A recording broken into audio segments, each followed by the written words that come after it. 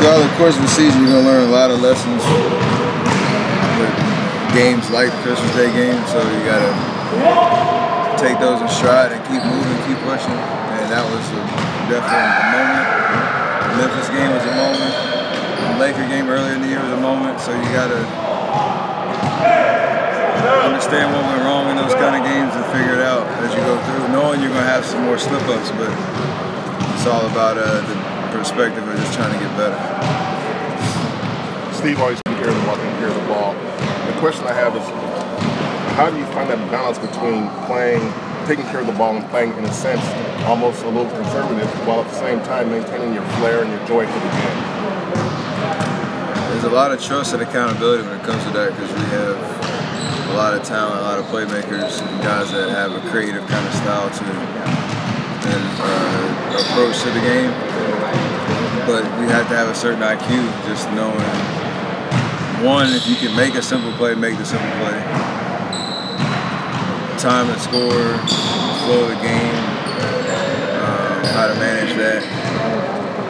And then for us, when we get in trouble is when we, as coach would say, we don't have a purpose to it.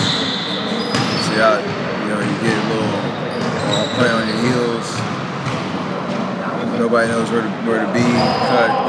Cutting hard, moving without the ball, and then we just end up turning over and having just bad possessions that way. So you got to avoid those as best you can. The other day you had a plus 32 for the game, if I remember correctly. Does that make sense to you?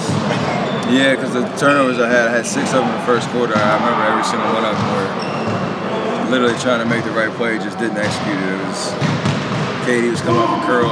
He got bumped before the ball got to him. Like I stepped out of bounds. 2 passes that kind of just slipped through hands, stuff like that. So it wasn't any like boneheaded mistakes. It wasn't until the second half when I threw it 94 feet to the other team. But before that, there wasn't really many like just mental lapses, just execution and timing. And I can live with those as long as it doesn't become a habit, obviously. Is that what worked more than anything else in Cleveland? It was Cleveland. It was the offensive rebounds and turnovers, which allowed them 20 extra shots than us. 19 or 20 extra shots. So if you give a team that talented that many extra possessions, they're more than likely going to be able to get back into the game and create momentum, especially at home. We were up 13 in the fourth quarter because of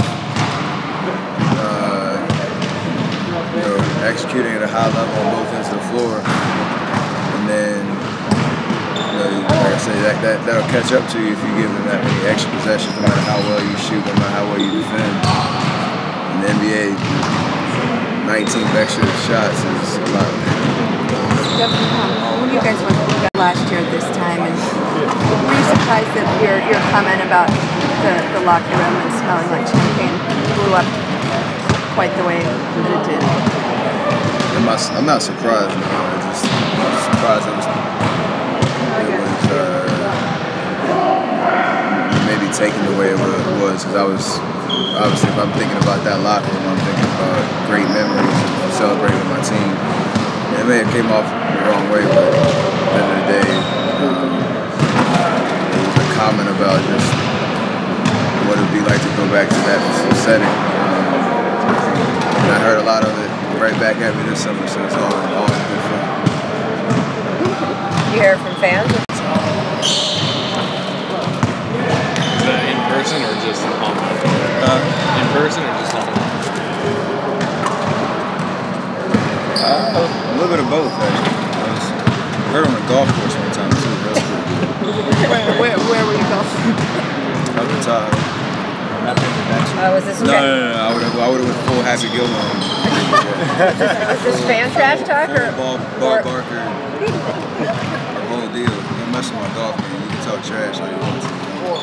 was it fan trash talk or partner? That tournament could easily have come from one of your partners. Actually, I got both.